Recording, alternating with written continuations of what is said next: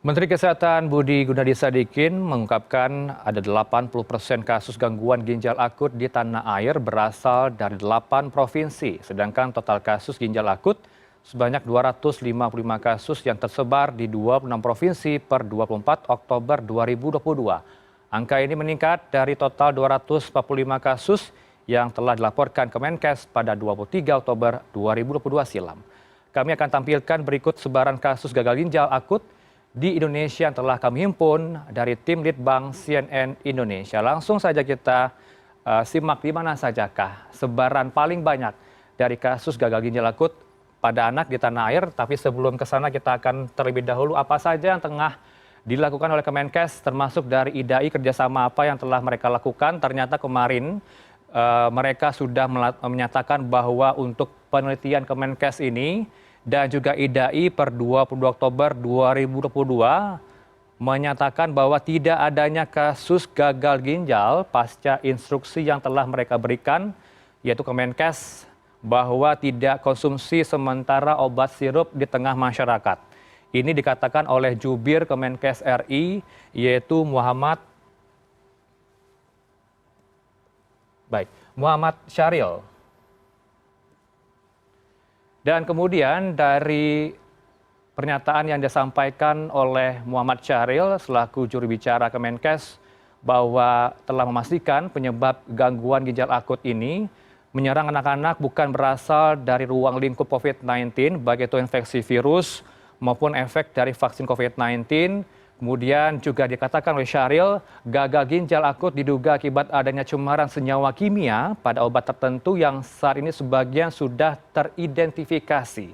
Kemudian Syahril juga menyatakan bahwa konklusi ini muncul setelah Kemenkes melanjutkan serangkaian penyelidikan epidemiologis, kemudian surveillance, termasuk penelitian maupun pemeriksaan terhadap pasien.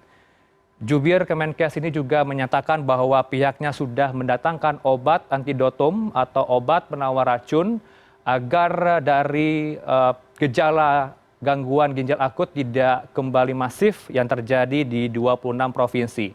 Dan penemuan terbaru di Rumah Sakit Cipto Mangunkusumo Jakarta atau RSCM setelah ada instruksi bahwa ditariknya obat-obat cair, beberapa obat cair di tengah masyarakat, ini membuat pasien di RSCM Jakarta tidak bertambah per 22 Oktober. Instruksi itu setelah diberikannya kepada masyarakat bahwa untuk tidak mengonsumsi sementara obat sirup. Dari beberapa rumah sakit yang ada di Indonesia, RSCM merupakan satu dari 14 rumah sakit rujukan yang telah disediakan oleh Kemenkes untuk gangguan ginjal akut. Dan juga Kemenkes menyatakan bahwa pihaknya sudah mendatangkan obat antidotum dari beberapa negara termasuk dari Singapura. Kita lihat sudah ada ternyata 26 vial fomepizol dari Singapura, termasuk juga datang dari Australia sebanyak 16 vial. Sedangkan untuk negara Amerika Serikat dan juga Jepang ini juga akan didatangkan obat vial dari dua negara ini. Kemudian kita lihat di mana saja pemetaan dari sebaran dari kasus gagal ginjal akut ini. Ternyata dari konferensi pers yang digelar per tanggal kemarin di hari Selasa ya, tepatnya pada tanggal 25 Oktober, bahwa Jubir Kemenkes menyatakan bahwa sudah ada 255 kasus yang terjadi di Indonesia di 26 provinsi.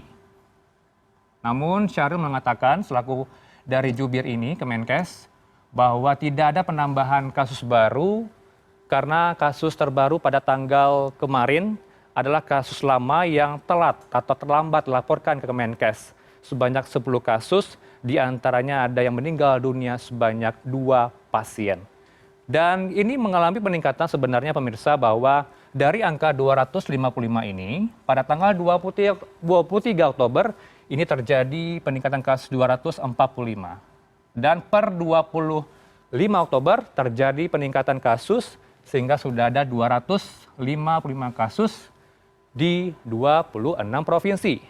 Saya akan berikan gambaran di mana sajakah di Indonesia ini ada 80% kasus yang terjadi paling banyak di Indonesia. Yang pertama untuk Sumatera, kita akan lihat di mana saja. Dan informasi yang kami himpun untuk di Sumatera ini paling banyak terjadi di Aceh, kemudian juga terjadi di Sumbar dan juga Sumut.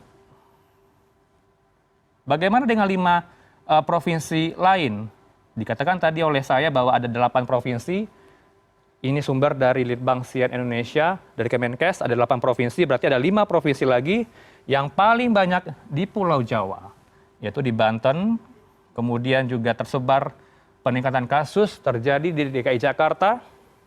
Tidak hanya di 2 provinsi ini, ada juga provinsi lain, yaitu Jabar, Jatim,